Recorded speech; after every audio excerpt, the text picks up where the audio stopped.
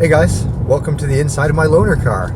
It's Friday morning, I'm driving to the office and I figured we'd talk a little bit, have a little bit of a chat.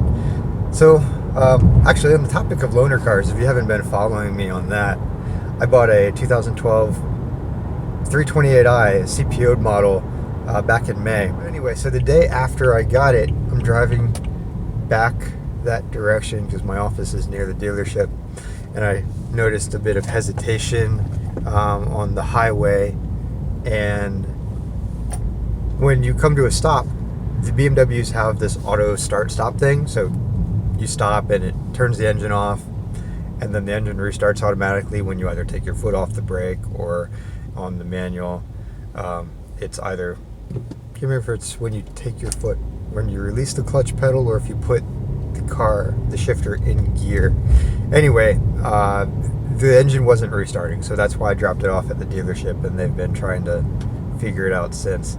I got a call from them yesterday, 40 some days later, saying that they figured it out finally after going through a whole mess of diagnostics and replacing different parts. It turned out to be something as simple as a ground wire. More on that to come. Okay, so on the topic of videos are something that we've been trying to push a lot more this year. We've always talked about them, but now we're actually doing them, and we're getting some momentum, some traction. First one we did was with the Fiesta ST, and in all honesty, it was not planned. A buddy of mine had just picked up a stock Fiesta ST from a dealer, and I wanted to come drive it before he started throwing some modifications on there. So we met up for lunch one day, and on the way out there, he's like, hey, I got this other guy from the local Fiesta forums who's going to come out, and he's got a fully modified Fiesta ST.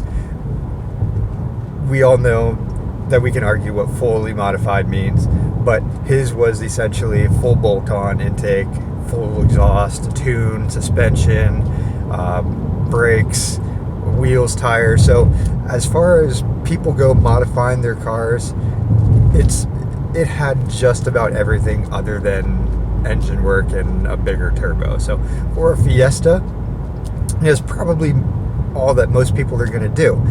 Not too many people are going to take it further than that, running a bigger turbo and digging into the internals, unless they blow it up or they're seriously looking to track it and extract a ton of power out of that platform. So we took it out. We didn't have a whole lot of time. I threw some GoPro equipment in the car, and off we went. Met up with a guy named Jonathon. Very cool guy. Jonathon had the black modified one. My buddy Kevin had the stock red or burnt orange or whatever that color is called. The section that we started on was pretty twisty, so you could really haul ass a bit and go full throttle, but the cars aren't that fast, and I also wanted to get in and kind of get a feel for it before talking about it, but realizing we don't have much time, I had to jump in and just kind of say what was on my mind without collecting all of the thoughts first, which, it's a learning experience. You're going to get better at that. And there are portions of that road where you're going through areas with more or less a residential area. And with the Fiesta ST, I could have driven it harder through those areas, but I wanted to get a feel for the stock car first before jumping in Jonathon's modified Fiesta. Look at that, new Camaro and a new Mustang. Yeah, I love those new Z28s. So, yeah, I wanted to get a feel for the stock Fiesta ST first, which I think I did. And so then jumping into Jonathon's Fiesta, and again, this is all street, we're not talking about track. We're talking about how are these modified cars on the street? Because we all know that a lot of people, most people that modify their car don't actually track them. If they track them, it might be at a drag strip. Very few people that modify their vehicles actually take them to the track. I would summarize my opinion of the two back to back, and I feel like this is valuable information for people that have a Fiesta ST that are considering doing some of these mods. if you're just street driving it, the suspension, I think, is worth it. It makes the car a bit more livable without losing the handling. I would not downsize wheels and tires. I would do the downpipe, I would do the tune, and I would do the short throw. So let's just call it, if I had the Fiesta ST, I would do the springs and shocks, or pick a quality combination or coilover.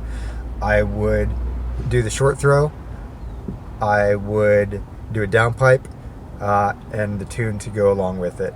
And with turbo cars, if you're going to drive them hard and you want consistent power, the intercooler too, I'd possibly consider an intake to go along with it. But I don't think I would do a full catback, or if I did, I would want to make sure it keeps the noise down, because Jonathon's was a bit too loud to be a daily driver, my type of daily driver. And I also would not do a loud blow-off valve like that. If I don't mind the blow-off valves, if you can hear them and they're just barely audible. You're driving, your car's relatively quiet, and you just hear this little psst, that's not bad. I like that, but I wouldn't do a super loud one just to get attention. Okay, so let's talk about Sapan's Scion FRS that we drove. My buddy Sean let us drive his stock FRS, and it's fun on the back streets, on those back roads, especially the road that we were on was a lot of fun in his car. My only complaint about this Scion FRS actually is the suspension. And when you're on a track or on a flat surface where you don't have a lot of elevation, it's fine. But the stock suspension this seems to be a trend. The stock suspension seems to be harsh on bumps. And the only complaint other than that about the car is that it did float when you go over some of these hills and you crest and you feel the whole car lift, and it gets a little unsettling.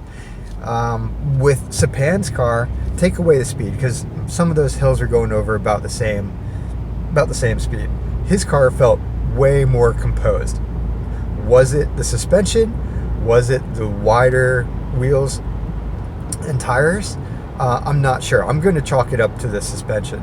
The coilovers on his car, the TNSS's, felt pretty good. I used to knock on TNs without giving them a fair shot.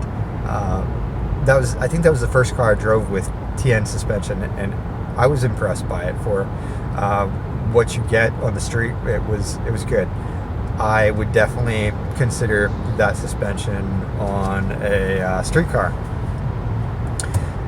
So yeah, stock FRS is good. The only thing I think I would do is a coilover setup, maybe some sticky tires too. But if you don't experience another FRS or BRZ with more power, you're going to probably be complacent unless you're coming from other high horsepower cars. The FRS BRZ and stock trim, like everybody has said, is a blast to drive. There's a reason why it receives so much praise. But the second you get a car like Sapan's and you feel what 300, 400 wheel horsepower feels like, it is so addictive. It's hard to want to go back to a stock FRS after that, especially when his car was so streetable, so drivable. It didn't have any